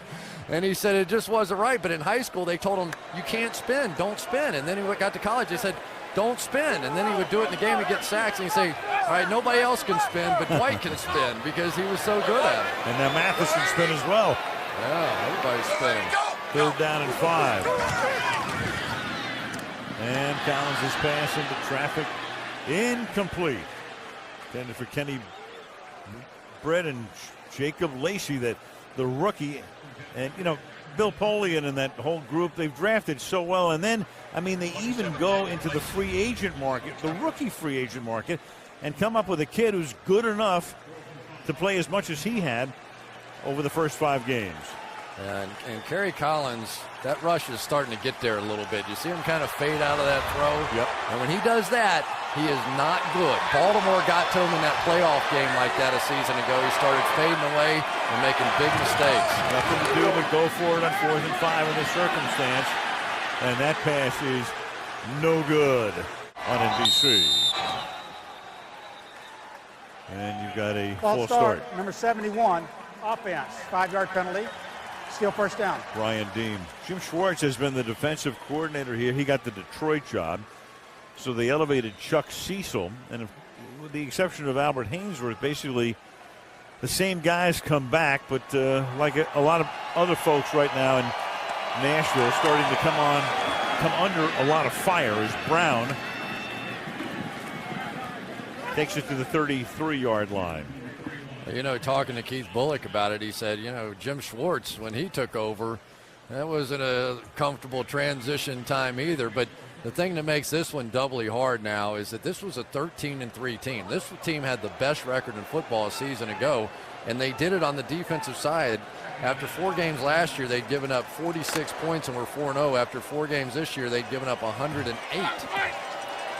So you're going to be under fire like that. But I tell you, Cecil is one of the hardest hitting guys that ever played in this game, so you know he's not going to give up. 2nd and 8, Manning.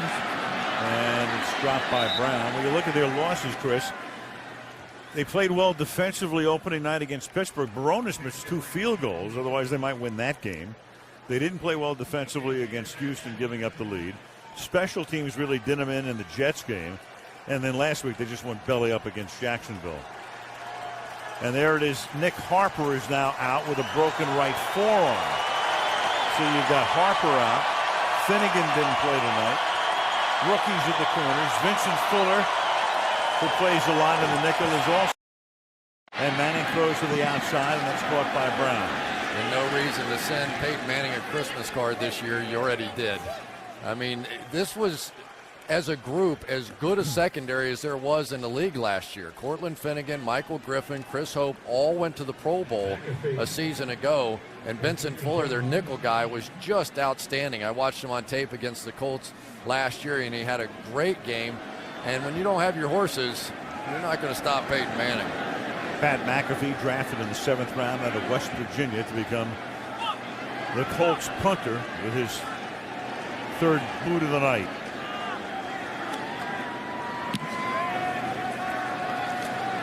Mark Jones backs up. Taken down after he fields it at the 8 by Vince Young. Was the starting quarterback when he came into the league, and for the first 2 seasons compiled a mark of 18-11. Right now on the bench, but the question is going to become for how much longer. 28-9 is the score. Indy has it up by 19. Tennessee with the ball from the 8-yard line, and Lindale White. You know, Chris, it's real simple at this point. You're going to be 0-5 after tonight. You go to New England next week against the Patriots and Tom Brady on the road. You then have a bye, so you're probably going to be 0-6. And then, I mean, the season's gone, let's face it. Yep. So then what do you do? What do you do at quarterback at that point? Well, I haven't seen any indication within that building that they think Vince Young's the answer. And if they thought that to the slightest degree, he'd be playing right now. Right.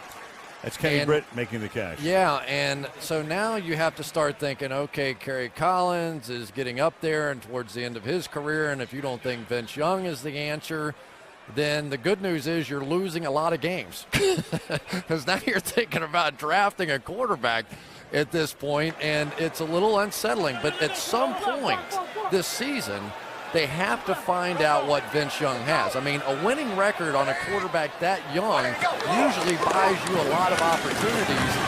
But the more you talk to the players and the coaches, there is no momentum for Vince Young in that locker room. Well, that's White for a gain of 6. You know, it's odd because there are times when, for instance, when Tony Romo was at Dallas, and he was there for 3, almost 4 years before he got to play, you knew sooner or later you had to find out about Tony Romo. Right. And actually, they're still, in a way, finding out about Tony Romo. That's a different story. But with Young, you're right. They know what they have because he has started so many games for them. Now what do you have at this point? 2nd down and 4. And that's caught by Kenny Britt. But there's no question that you have to start thinking about, all right, you think about the future. You have to think about 2010 when you're 0-6. You can't say that in the paper. You know, as Herm Edwards said, you play to win the game, right, but you have to be thinking about 2010 and beyond. And the question about Vince Young is always not his playmaking ability. We've all seen him scramble around and run and make plays.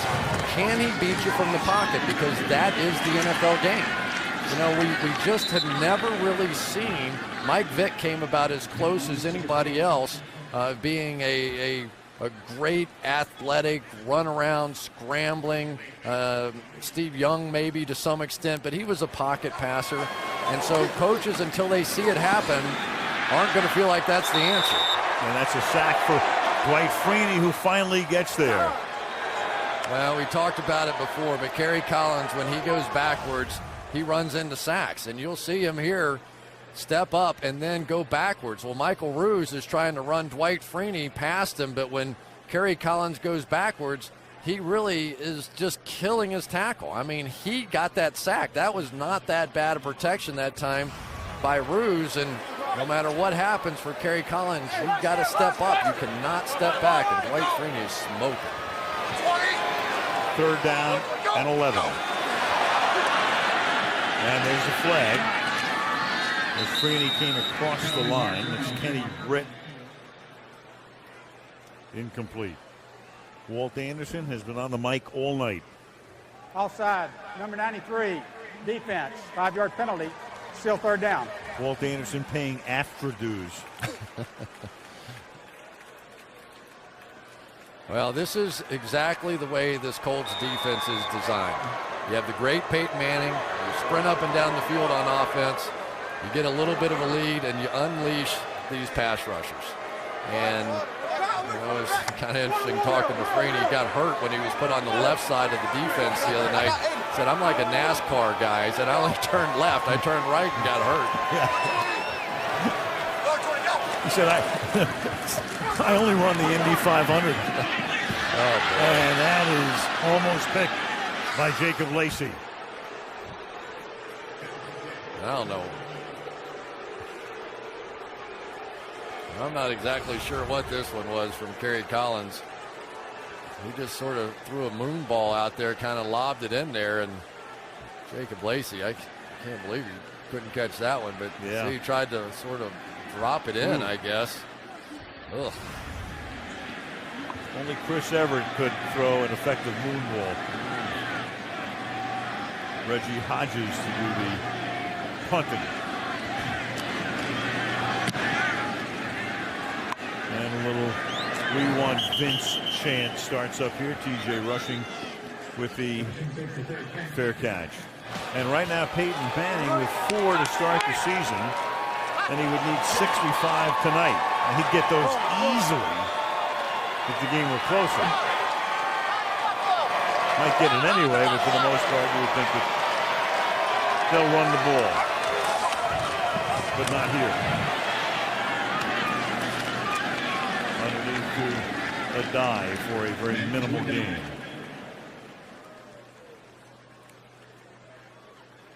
Tonight he passed Fran Tarkenton. He was in a tie with him after last week, and he went by Fran in passing yards.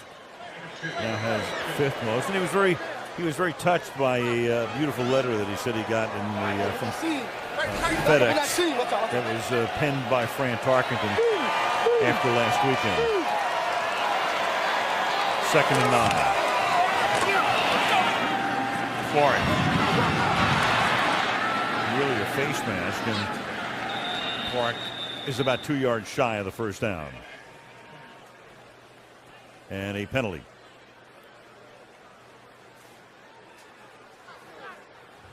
Personal foul, face mask. Well, they did see it. The defense. 15-yard penalty, first down. Yeah, you saw Clark's head turn to the right. I don't know what the total penalty yards are tonight on the Titans, but it almost matches Peyton Manning's yards out here. Brandon Bosch, I give him credit. The guy's been playing his guts out all night long, but they grabbed the face mask there. Used to be a 5-yard face mask, get the 5 and the 15, and then they changed it. The face mask is a face mask, period. And there it is, 89 yards in penalties tonight. And key moments. Yes. The key moment really was the drive right before the half, that 2-minute drill, and that was aided greatly by roughing the passer calls. 2 of them for 30 yards. 1st and 10 here from the 47. Peyton's going to let the clock run all the way down. And they start the period with a 1st and 10 at their own 47-yard line. Manning tonight has thrown for 242 yards and 3 touchdowns. And looking for a lot more and going deep, and it's incomplete. Intended for Pierre Garçon, covered by the rookie out of Hawaii, Ryan Mouton. And they deliver. 2nd and 10. A dive. It's 6.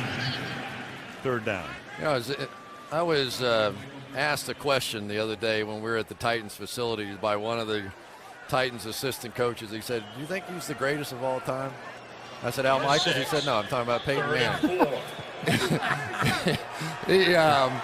He goes, "I'm serious." He goes, "I know the championships and all that kind of stuff, but you just watch him play. Has there ever been anybody any better?" Well, I don't think there's anybody who's ever played the first 4 games of a season any better than Manning this year. Guys are probably equal at 3rd down and 3. And the pass is caught almost on cue by Reggie Wayne.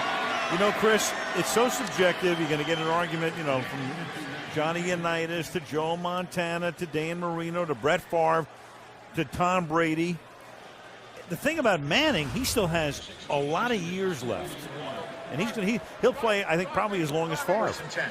And I think to be in that conversation legitimately, he'd have to win at least one more championship. Right, I do agree. I think he would have to be a multiple Super Bowl winner for me to be in the conversation, you know, with the Montanas and the Bradshaws and Marinos and all those, although Dan Marino never was, but right.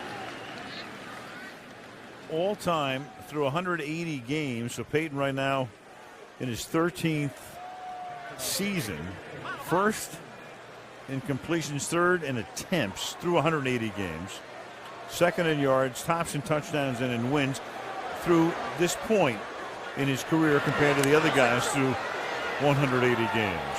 You know who might have a chance to get in that conversation if he wins the championship this year? Old Brett Favre up there in Minnesota. Yeah, back in it. Yeah, in a big way. 2nd and 11.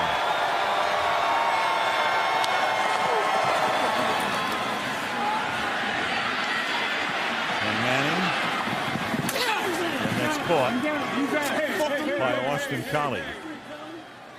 So, you know, it makes for a good argument in a bar to, you know, to sit there and go back and forth. You know, who do you? And then there were, you know, people would say Otto Graham was the greatest of all time. Well, we're at that bar point in time now, aren't we? Yes, we are. This is the equivalent of being in the bar right now. Yes. 28-9. By the way, why do they call it a bar room brawl? Did you ever say to anybody, "I'll meet you in the bar room"? I never have. No, me neither. 3rd and 6.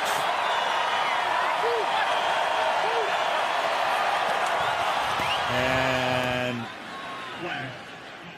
penalty as Manning just dropped the ball for a delay. Offense. 5-yard penalty. Still 3rd down. He knew it. Well, you could tell how mad he was. He threw that thing down so fast it almost looked like a fumble. He just kind of spiked it. A little, yeah. Yeah. You know, but he knew it was on him. Very rare. I think sometimes his brain, he goes stupid. You just see him stupid and pointed to his chest. Didn't do his job and look at the clock. Well, he's doing so many things. You can see where once in a while there's the play clock ticking down right below the game clock as Manning throws, and it's Clark. I mean, he's doing so many things at the line of scrimmage that you wonder why there aren't more delay of game penalties. I mean, that's just another thing he has to consider while he's going through all of the movements and gestures and thinking. We talked about these receivers. Check out Pierre Garçon here, young second-year receiver. He's going to come back and get him some right there. And I tell you what, all the shots that those safeties put on receivers, it feels pretty good to get one of those.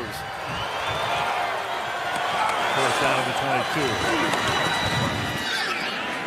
And a die. Loss of 1. Well, the Colts, you think about, it's a transition year with Tony Dungy gone. So you have a new head coach. You have a new defensive coordinator. And you have a new special teams coach. Loss of 1. And it's like they haven't missed a beat. Well, I think they're better. I think Larry Coyer has made this defense better. They, to me, appear to have the ability to keep getting better and improving as the season goes along. And if they start to match this offense, look out. And you had the grizzled Howard Mudd. Here's a pass that's caught by Reggie Wayne. Ray Richleski is the new special teams coach for the Indianapolis Colts. And he has the look of a special teams coach, doesn't he? No doubt about it. I bet you he has a raspy voice, too. Yep.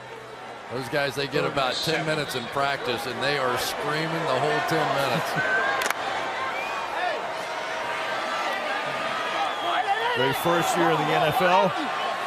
And there's a guy completely into the game. His team is up by 19. The offense is on the field. And he looks like a guy sweating bullets.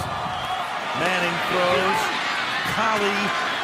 And Collie breaks a tackle for a first down. So Collie already with 2 touchdowns tonight and sets up a first down and goal at the 9-yard line. And Manning now with 288 yards. So we thought he might begin to run the ball and take a lot of time off the clock. Instead, still throwing and 12 yards shy of another 300-yard Here's night. an old Collinsworth trick. Use that umpire right there to give you a little help. If you're not quite as fast, just there you go. Just kind of rub off of him, and he can help you out every once in a while.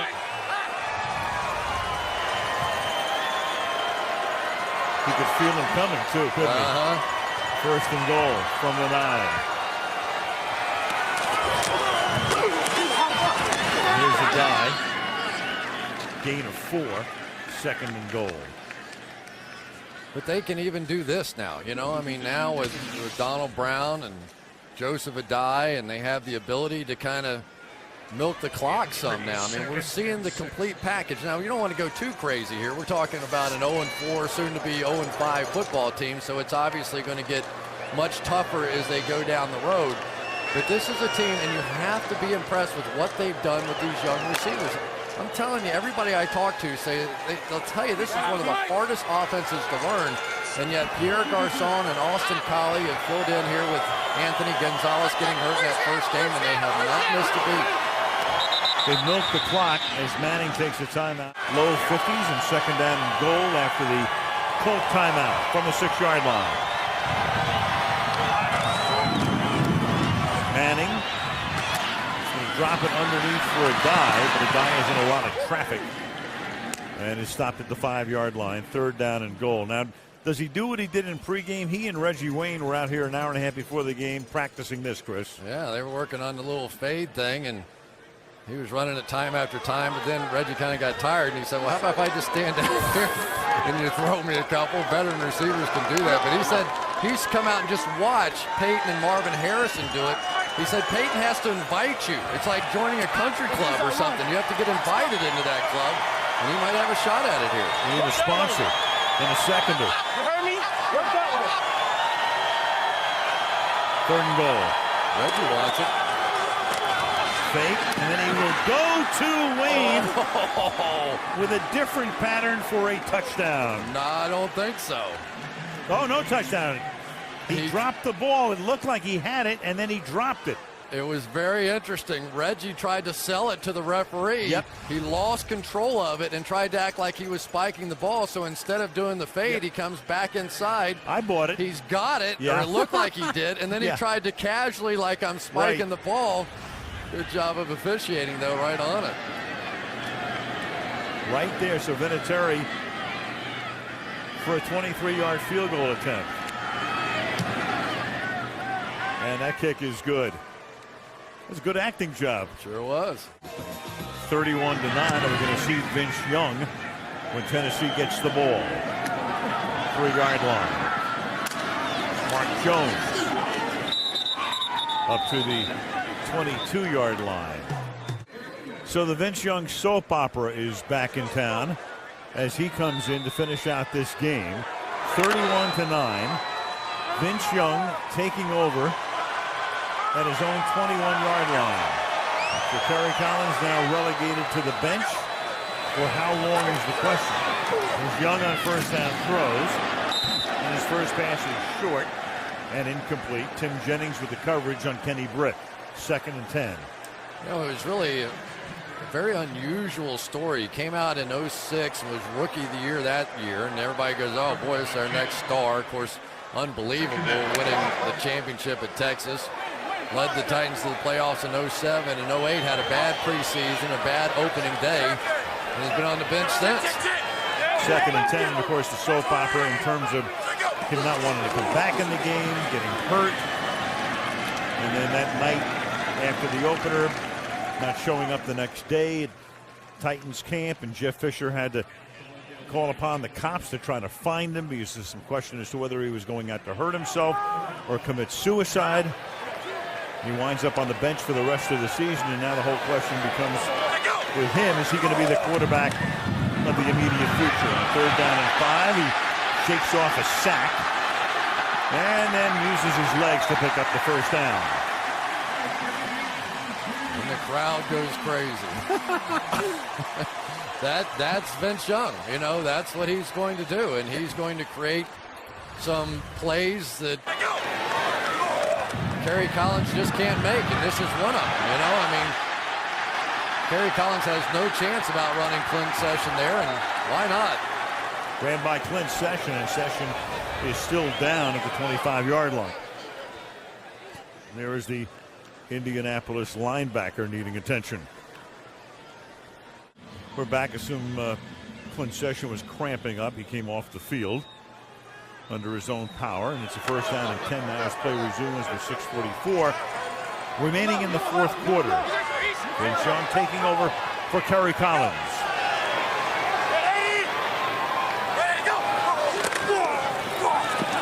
And they run a draw right up the middle. That's Lindale White for a gain of 8. Aren't you a little surprised that they didn't at least come up with some sort of a wildcat package for Vince Young, even if you're not going to play him all the time, to come up with something to keep him involved and keep him in the game if he is potentially your guy for the future? There was a lot of speculation about that coming into the game, and that's incomplete. Nate Washington juggled it. There was a lot of speculation, Chris, as you know, and you would think with the success that Miami had against Indianapolis that they would be a good team to run a Wildcat package against. Yeah, and they asked Jeff Fisher before the season, and he's like, he's kind of coy about it. Yeah, we're probably going to do it. And even in pregame warm-up tonight, they ran a little Wildcat, I think, just to give the Colts something to think about, because it had been in the papers in Indianapolis that, we're pretty sure they're going to do the Wildcat against us because Miami had success with it. 3rd down and 3. And Session is back in the game, obviously. Breaking up the pass, and it will be 4th down. Here's the pregame warm-up. Check this out. They got Vince Young. This is just so the Colts would see it. They come out and flip it out there. There's no way that if you're actually going to run it, you're going to run that play in pregame warm-up. It was all just for show, so the Colts would have something else to think about before the game. Manning getting ready. He needs 12 yards for 300. That's about the only mystery left. Hodges.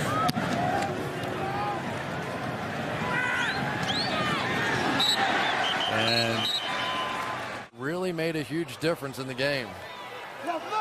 Manning tonight, 33 out of 41. 288 yards. The ball is at the 24-yard line. And Donald Brown gets taken down at the 21-yard line. Meanwhile, Jeff Fisher with a lot to contemplate, and I'm sure he already has. They're going to 0-5. They're going to New England. They'll have a bye week. And, of course, we talked about, for starters, what are you going to do at quarterback? And secondarily, they have like the second oldest team, starters on offense and defense. And the reason you do that is you're 13-3 a year ago. So you say, all right, let's take another shot at it. But at 0-5, it's different. Now you have to start thinking about what are we doing in the future here. And they have a pass defense that's been getting torched. Here is Clark. And Clark up to the 27-yard line. Tackled by Stephen Tulloch, and that's a gain of 6, which gives Manning 294 on the night.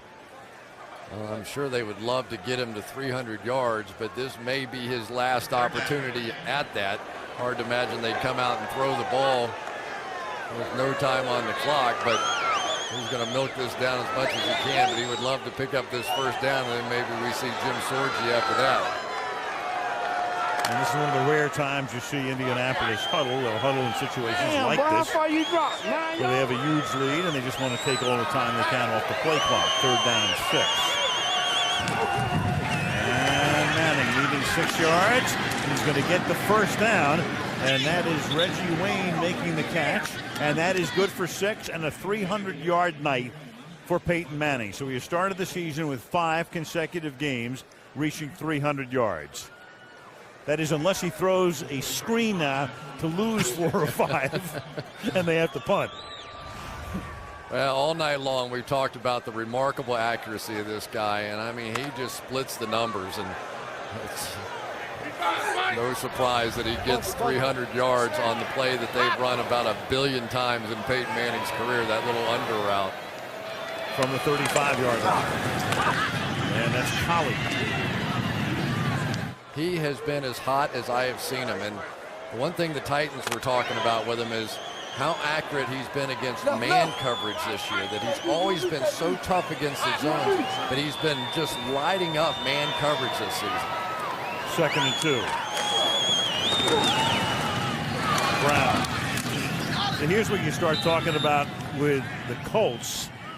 We've been talking about what the Titans have to think about. The Colts are off next week. Then they go to St. Louis. Hello? Then they come home against the 49ers, heavily favored. Then Houston at home, heavily favored. Then a Sunday night game against New England. There's our first promo. There it is for New England at Indianapolis on November the 15th. Which has been probably the highlight game of the regular season. At least 7 of the 9 years this decade, huh? Much of the decade. 1st and 10 at the 46-yard line. And now you've got Chad Simpson, who gets a carry, rare carry. And that takes us to the 2-minute warning. You think about a trip to St. Louis in a couple of weeks with a mark of 5-0. That Bears-Falcons game last year was remarkable. It looked like the Bears were going to win it, and Matt Ryan brought them back with about 20 seconds on the clock for the game-winning field goal, and really probably led to his being Rookie of the Year, a big part of it. First time we'll see Ryan on Sunday night as Simpson carries here.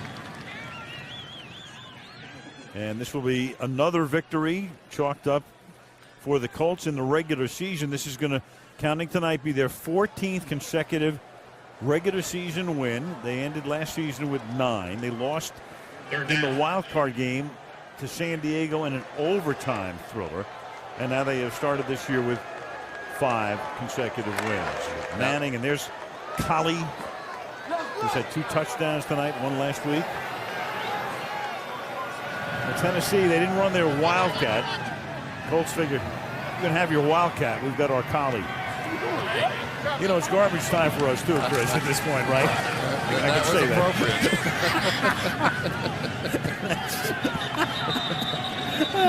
that. A flag down. Is it? That was amazing. That was great. Bob Sanders over there on the sideline, and you forget they're about to bring in some of their better players. Offense. The penalty is declined.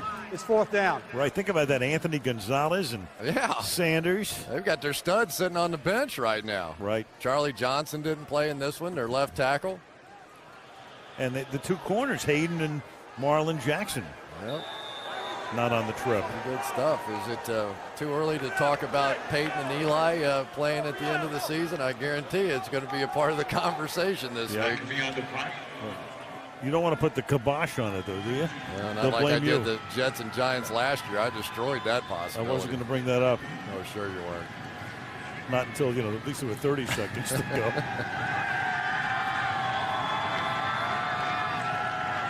McAfee to punt.